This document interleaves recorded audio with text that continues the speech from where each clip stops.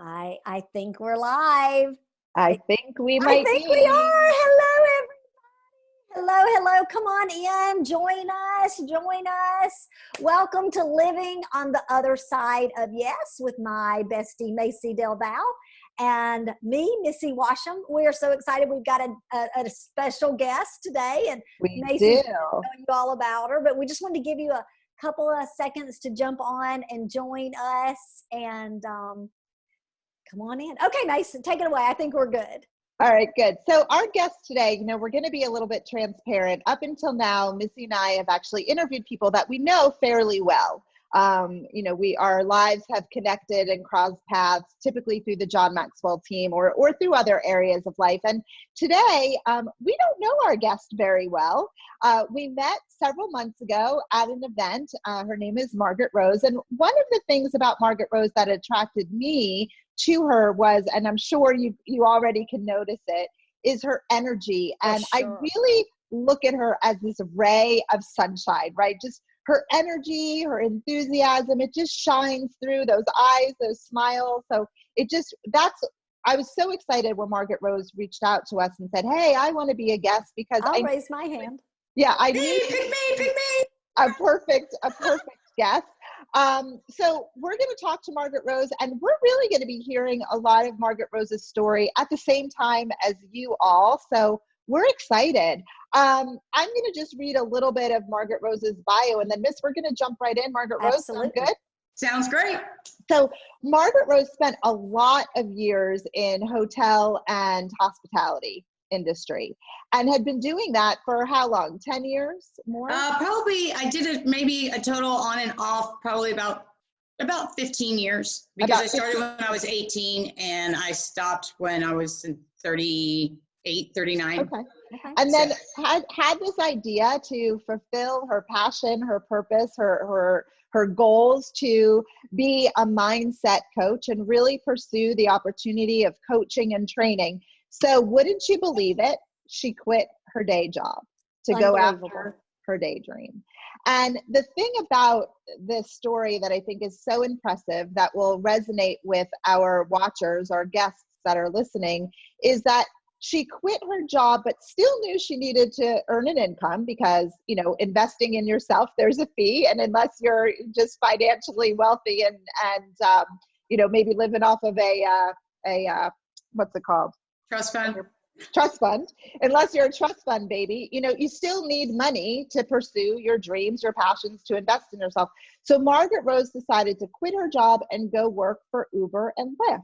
And I really want to talk about that, Margaretrose, because first of all, that's a complete departure, right? Leaving the hospitality industry and going to quit and start working to drive a taxi.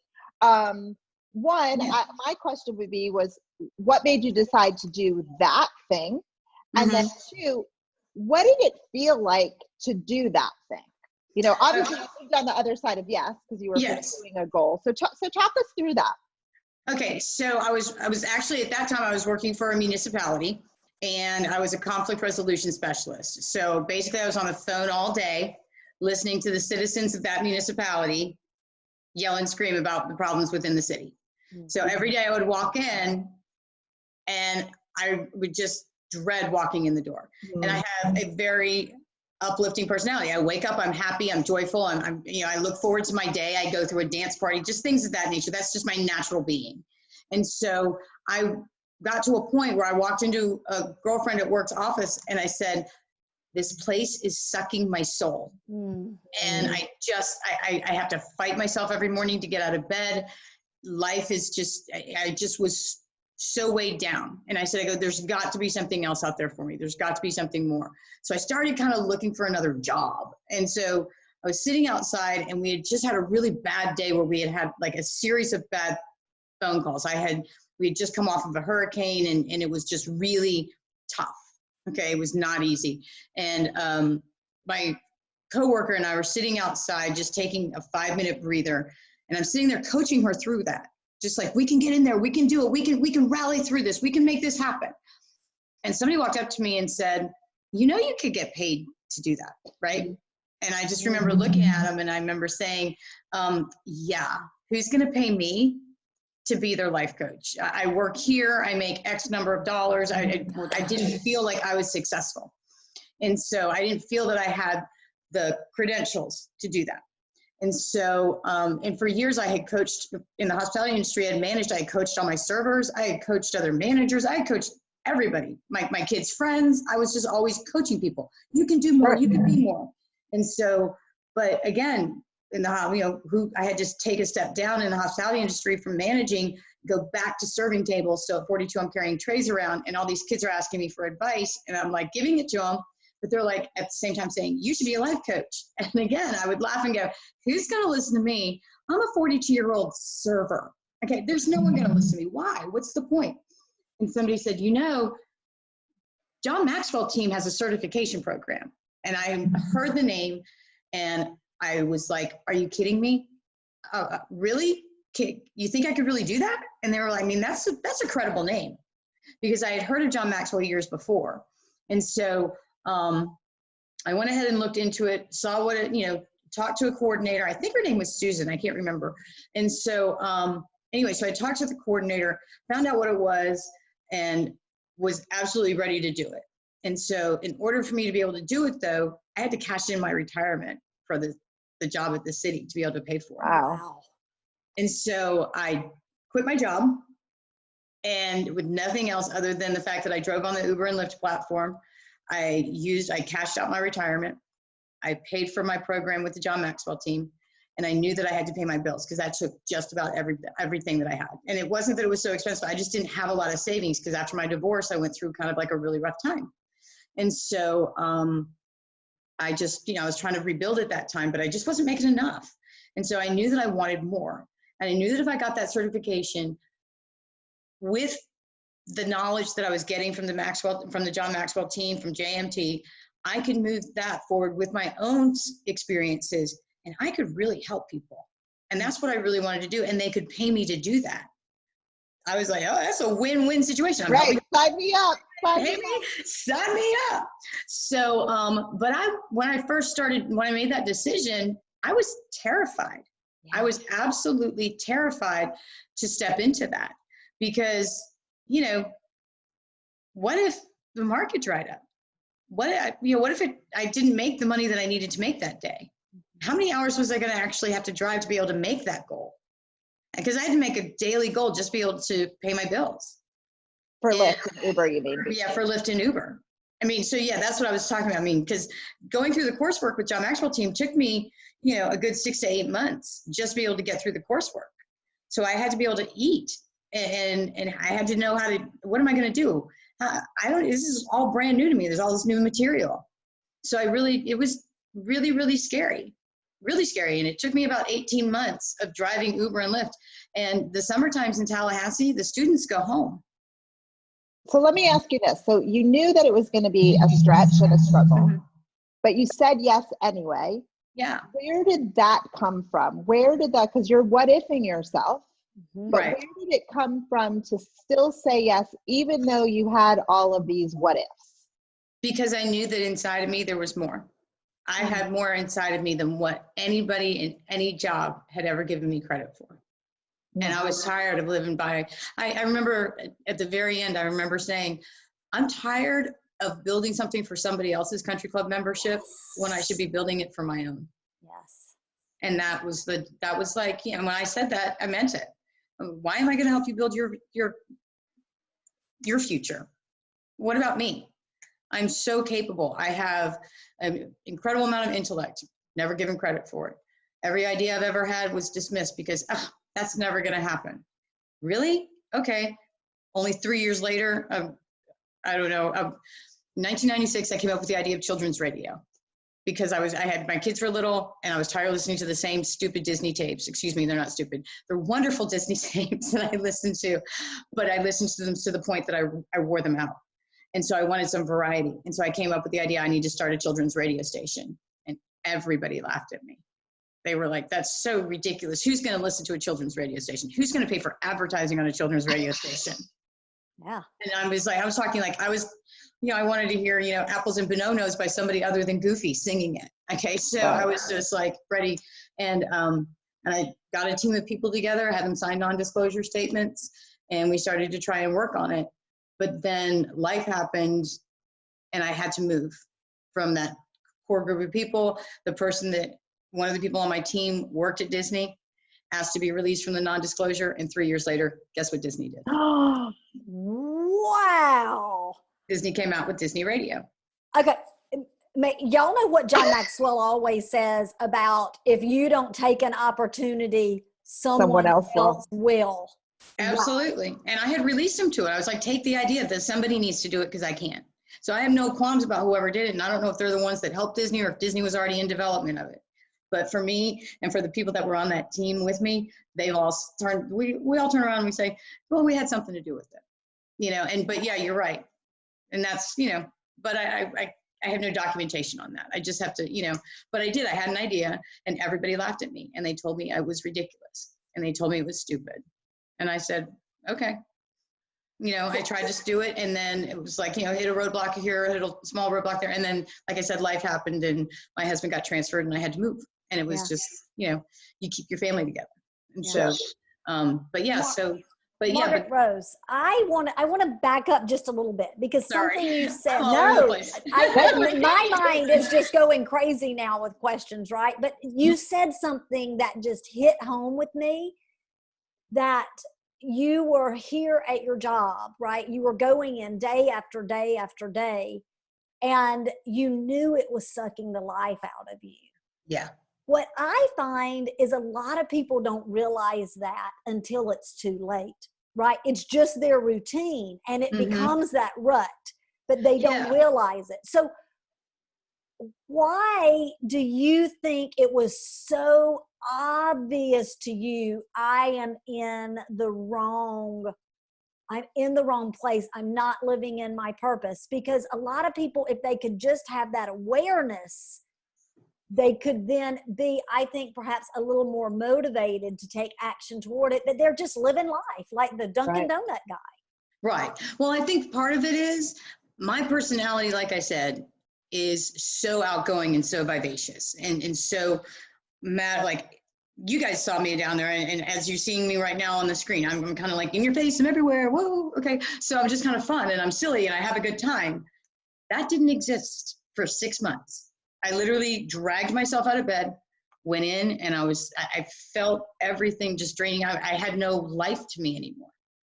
And when you just are that weighed down by all of that burden, because it was just a burden for me to every day go in there and put the smile on my face to answer the phone, because it was all through like, people calling in and I always did my job above and beyond because that's who I am. But I wasn't me sitting in that office anymore. I wasn't me like doing anything anymore. I would even be out with friends. Excuse me, I'm so sorry. But I would even be out with friends and they could just see that they just looked at me, what's going on? What's wrong? And I'm like, oh, I'm just, it's just work. It's just work. I mean, hurricane season, 72 hours. I'm sitting there sleeping in a call basically in the call center because they sent everybody else home and the resolution team had to stay. And we answered 450,000 web inquiries in a 72-hour period for a hurricane. Let me ask you this, Margaretrose. So you made this choice to quit work for Uber so that you could pursue your dreams. So you lived on the other side of yes in that moment. Prior to that, were you someone who, if you looked back over your life, were you someone who said yes a lot of times, or was this something new to you where you're like, yeah, there is a risk, a big risk, because you're cashing out your retirement, you're quitting your job, you're walking into something almost completely unknown? Or were you someone, as you look back over your life, you've always been this person to say yes, even without knowing for sure that it was going to work? Or what would you say about that? I wouldn't say that I was always the person that said yes in a career kind of situation. I would say that I would say yes for fun stuff, or I would say that I would say yes for like a hobby or something like that. But I wasn't one that would say yes when it came to my career because I knew that there had to always be money in the bank account. I knew that my bills always had to be paid. I had the responsibility. I mean, well, I was married and my husband was in the military, but I always knew that, enlisted pay wasn't a whole lot. So we always needed my paycheck to help pay the bills. Sure. So we always had to have that. And then when he got out of the Navy and things were a little bit better, I still, no, I always had to, that was on my mindset. That was implanted. You do the status quo to keep the job. And did I want to go for advancement? Sure, I wanted to go for advancement. A lot of times I was the wonder kid that walked in the door because I would work harder than anybody. I would, run circles around them. I could just do all of this stuff. I'm a huge multitasker. I'm a big I personality, but I'm a big multitasker. I can get a whole bunch of stuff done. So, because I just go. And so, but the thing about it was that I wouldn't risk losing my job. I really would never run the risk of losing my job because there was nothing that I could do. I always had to protect that. When it came to after I left working and was a stay-at-home mom for I guess 10 years, I think it was 10 years before my divorce, I took a chance on horses. I decided I wanted to get into horses. And that was a yes that I did for myself, but I had the backup of my husband's salary. Sure. It was the first time because my kids were grown and I was just me by myself, I was willing to take that risk of yes, but I still took the risk of yes for me because I had other financial obligations. Does that make sense? Sure. It does. You know what this is such a great illustration of? The saying, there's the story about the people on the island and they get there or I think it actually is a real story, like a historical story. I'm showing my historical IQ right now, which is, but where they say burn the boats. Yeah. Like, this is a complete illustration of that. So here's my question for you.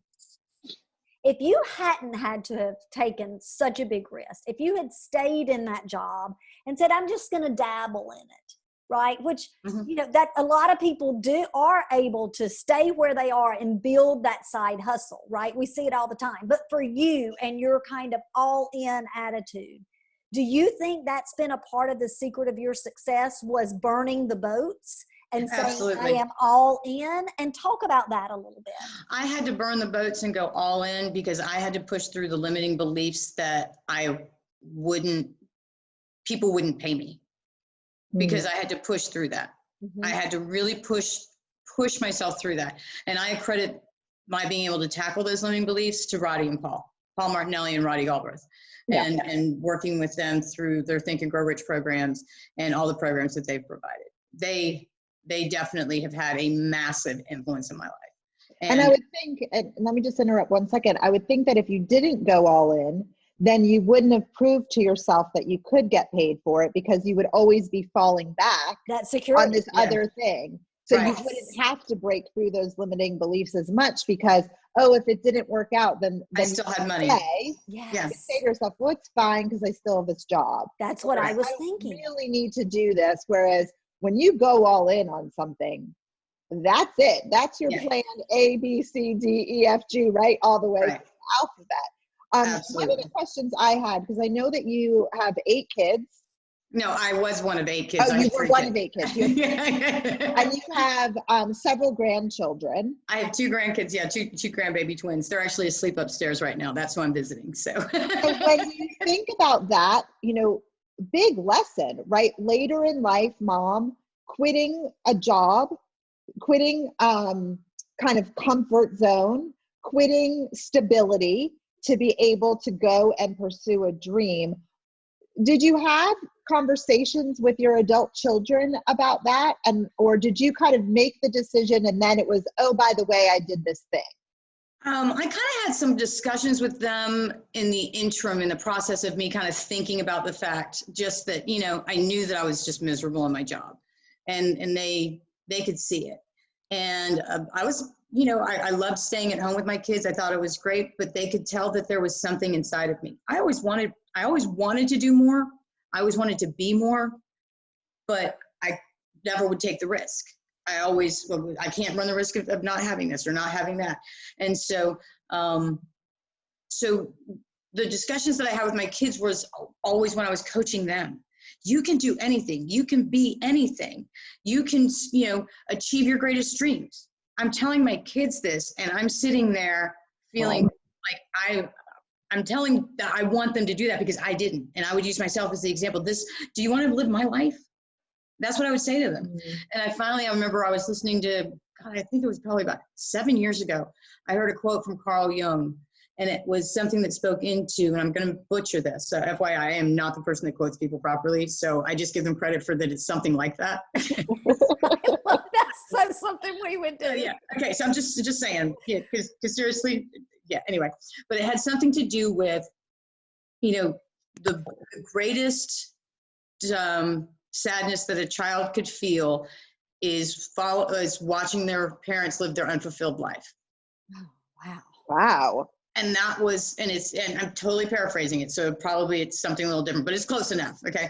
So you get the gist of it. The meaning is still there. And so when I heard that, that was like a knife in my stomach, and it was just painful. And I was like, wow, what kind of damage could I possibly have done when I gave those talks to my kids and said, you don't want to live my life because, here I am, kind of miserable because I wanted to be more, do more. Never blamed them because I just wanted them to do more and be more. I just was like, I'm living an unfulfilled life.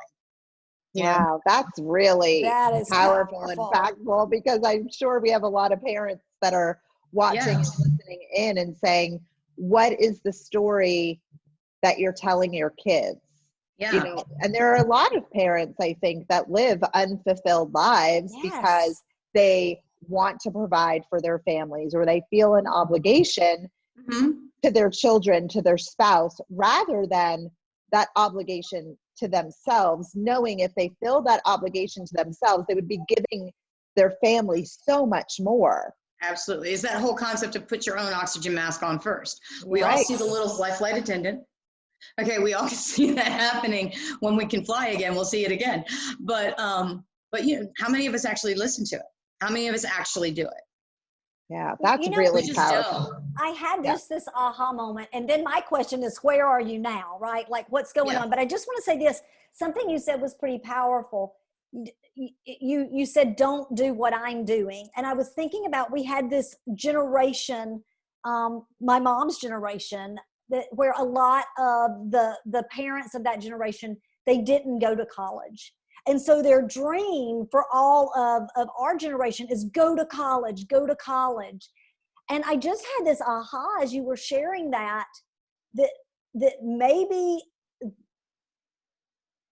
there were some self-limiting beliefs behind that, right? Because really, shouldn't it become all that you can be, right? Live in your purpose, live those big dreams. And I think we're seeing a shift in that turn, right? Now, don't get me wrong. My kids have gone to college. My husband's a college professor, but I do think that a lot of people miss the boat by doing things laid out in a certain way by society, rather than running with their hair on fire towards dreams. So that was just an aha moment for me. Yeah, no, that's, and it's so true.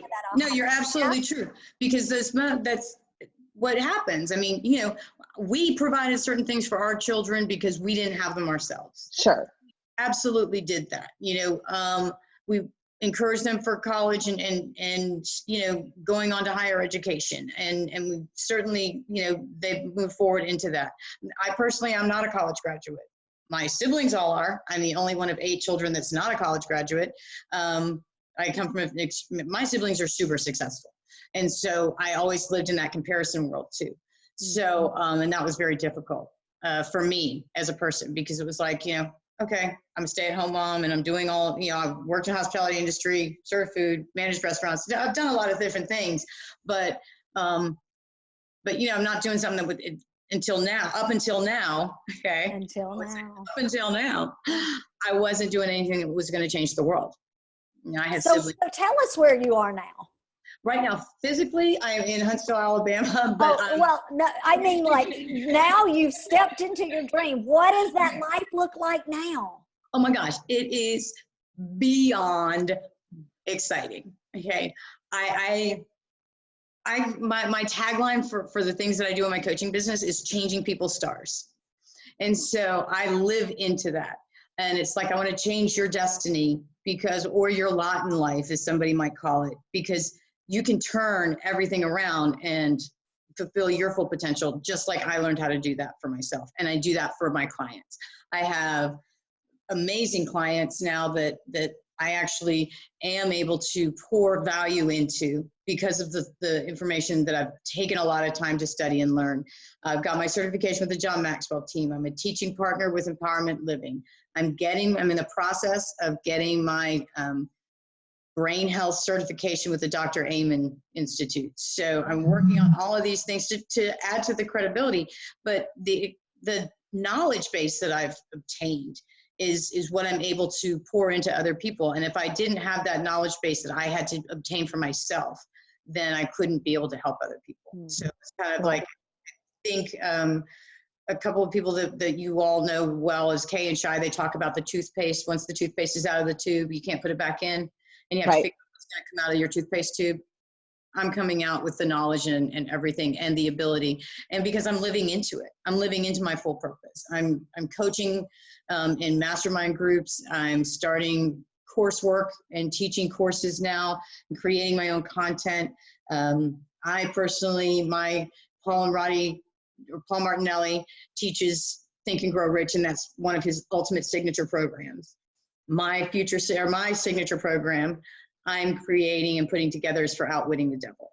And that is the greatest. It's just such an incredibly powerful book because it just speaks into all of the things that I believe need to have some things addressed, and how people's mindsets can easily be shifted and changed by simply their perspective. And that everything's a choice, and everybody has a choice. And that's kind of the principle that I coach into. But, I'm stepping forward into that. I have successful coaching clients. I'm working with the DOE, doing masterminds. I have a living, and I'm living my best life. And I wake up every morning and I'm happy. I authentically journal. I dance for 30 minutes. I watch the sunrise. I'm just a happy, happy, happy, happy person. And well, that's so good. And I think it all comes back to, when you think about it's because you said yes. Absolutely. And sometimes it takes people a little while to realize when they should be saying yes. We've said no to things in our past, but you got to the point finally where you said, yes, I'm doing this, whatever it's going to take, quitting my job, working for Lyft and Uber so that I could fulfill my passion and purpose and live that life. And look at where you are, that sunshiny personality. Yeah. And it's been great. And one of the things that I use Uber and Lyft for, when I would go to the coast and drive over the summer, okay, because like I said, Tallahassee dries up, the market there dries up because the college students are all gone. So where's everybody going at that time? Well, not this year, but last year, they were all going to the coast. Everybody went to the coast. So I went to the coast and I drove people. Everything at the coast is 45-minute car ride. I had you in my car for 45 minutes. Guess what I got to do? I got to practice my content. You bloomed where you were planted. Exactly. I used it as my university. I used it as my training ground. I knew that it was 45 minutes. I was never going to see him again. So if I messed it up, didn't give him my card, but if I did great. I love that. I love that. Anything you want to add as we kind of wrap up here today? It was just such a joy. Oh, well, thank you. I have really enjoyed it. Thank you. Good. We're so glad. I just loved hearing your story. And I just loved seeing you literally blossom as you told that story, talking about that rut you were in and just building to the crescendo of living your best life. Thank you so much for sharing. Yes. Thank y'all. And anybody can do it, because if I can do it, anybody can do it. It really is possible. Just believe in yourself enough to say the 3-letter word. It's not a 4-letter word. It's only a 3-letter word. That's and you can do that. Okay. Just step into the yes. It's 2 letters now. 3 letters is just right.